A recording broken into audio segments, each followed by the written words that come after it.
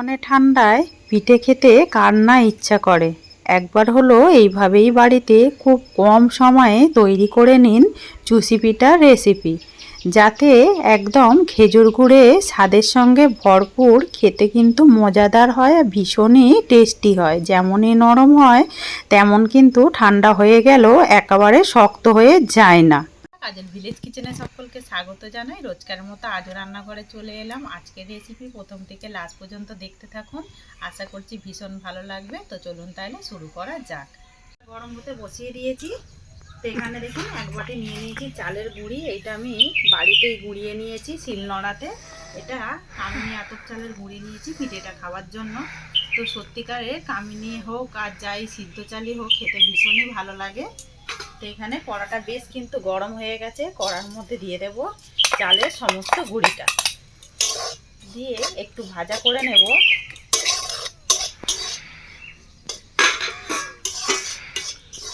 বেশ চালের গুঁড়িটাকে ভেজে নিলাম, এইভাবে একটু নাড়াচাড়া করে ভেজে নিতে হবে।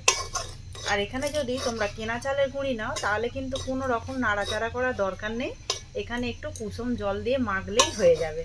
যেহেতু শিলনোড়ায় গুঁড়িয়ে নিয়েছি তাই জন্য একটু এরকম নাড়াচাড়া করে তারপরে এই যে উষ্ণ গরম জল নিয়ে নিয়েছি, অল্প অল্প করে দেব। আর এইভাবে একটা সুন্দর করে একটা ডোর পরিণত করে নেব। আর বেশি জল দেব না, এইটাই একটু ভালো করে নাড়তে থাকবো। মানে ওই ছোট কাপে 1 কাপের মতো জল দিলাম। ডোটা কিন্তু একেবারে রেডি হয়ে গেছে। এটা এবারে নামিয়ে নেব। নামিয়ে নিলাম, এইভাবেই ঠিক। এবারে একটু ঠান্ডা করতে দিয়ে দেব। নিয়ে নিয়েছি প্যাকেট দুধ, দিয়ে দেব কড়ার মধ্যে। কড়াটাকে ধুয়ে পরিষ্কার করেই আমি বসিয়ে দিয়েছি। এখানে দিয়ে দেব 1.5 বাটির মতো দুধ। তোমরা কম বেশি নিতে পারো। সমস্ত দুধটাই দিয়ে দিলাম। এখানে আমি 3টে এলাচ নিয়েছি, যাতে করে খেতে ভীষণই ভালো লাগে। দিয়ে দিলাম 3টে এলাচ। দিয়ে এইটাকে একটুখানি এইভাবে ফুটিয়ে নেব। ততক্ষণে এখানে ডোটাকে খুব ভালো করে মেখে নেব একটু। ওইদিকে দুধটাও বেশ হয়ে যাবে, এদিকে পিঠেগুলোও রেডি করে নেব। চুষি পিঠেগুলো খেতে এতটা দারুণ লাগে ধারণার বাইরে।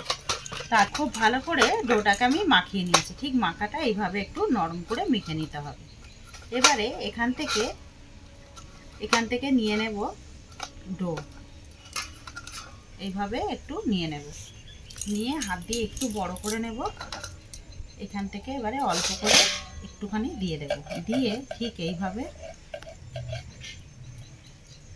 আমি গড়ে নেব।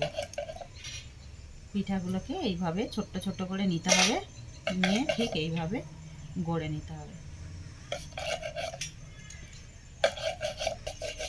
তো এইভাবে তোমরা চাইলে কিন্তু আমি আর এক রকমের বলছি, এইভাবেও গড়ে নিতে পারো। ছোট্ট ছোট্ট করে এরকম নেবে, নিলে খালি এইভাবে ঘষেই এইভাবে ছেড়ে দিলেই কিন্তু হয়ে যাবে।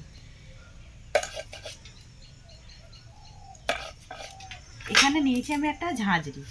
এই ঝাঁঝরি দিয়েই আজকে এইভাবে করে দেখাবো।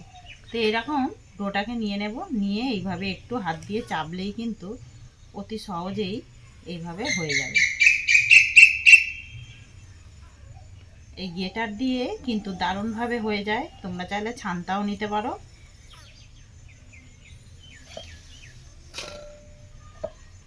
কত সুন্দরভাবে হয়ে যাচ্ছে এই যে। আর এইভাবে একটু ঠুকে দিতে হবে।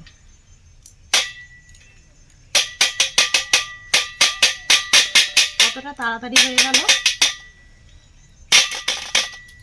তখনই দেখবেন একটু বেশি হয়ে গেছে, তখন একটু চালের গুঁড়ো বা ময়দা এইভাবে একটু ছড়িয়ে দেবেন। তাতে করে কিন্তু পিঠেগুলো গায়ে গায়ে একেবারে লেগে যাবে না, এইভাবেই ঝরঝরে থাকবে।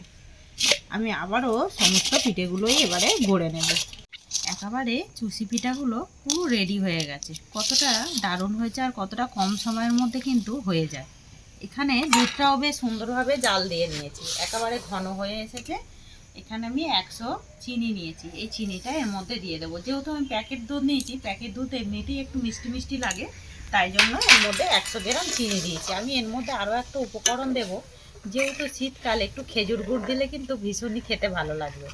তাই জন্য আমি আগে থেকে একটু খেজুর গুড় নিয়ে এসেছি, সেইটা এর মধ্যে ব্যবহার করব। এখানে চিনিটা কিন্তু বেশ ভালোভাবে গুলে গেছে। এবারে আমি চিনিটা দেবার পরে দুধটা কিন্তু বেশ পাতলা হয়ে গেছে। এবার আমি এই পিঠাগুলো সমস্ত এর মধ্যে দিয়ে দেব।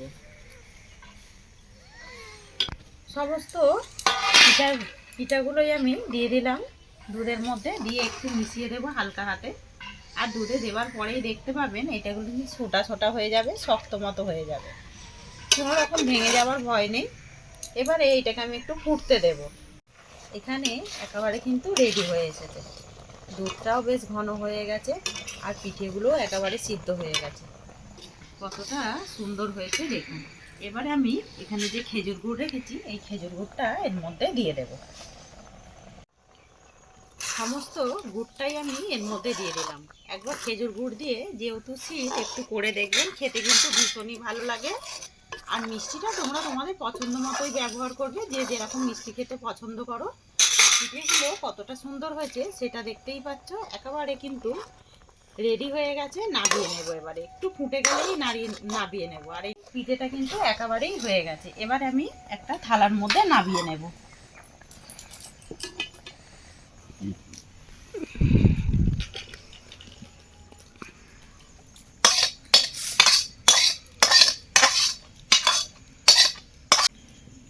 সমস্ত পিঠেগুলোকেই একটা থালার মধ্যে নামিয়ে নিয়েছি। আর কতটা সুন্দর হয়েছে সেটা কিন্তু দেখতেই পাচ্ছেন, দারুণ সুন্দর হয়েছে। আর একেবারে কিন্তু 5 মিনিটেই এরকম একটা শীতের পিঠে, চুষি পিঠা কিন্তু রেডি হয়ে যায়। তারও আমি উপায় দেখালাম। যদি ভালো লেগে থাকে একটা লাইক করে দিয়ে এইভাবেই আমার পাশে থাকবেন, আমাকে সাপোর্ট করবেন। আমার এরকম নিত্য নতুন রান্নার জন্য পাশে থাকা বেল আইকনটি প্রেস করবেন।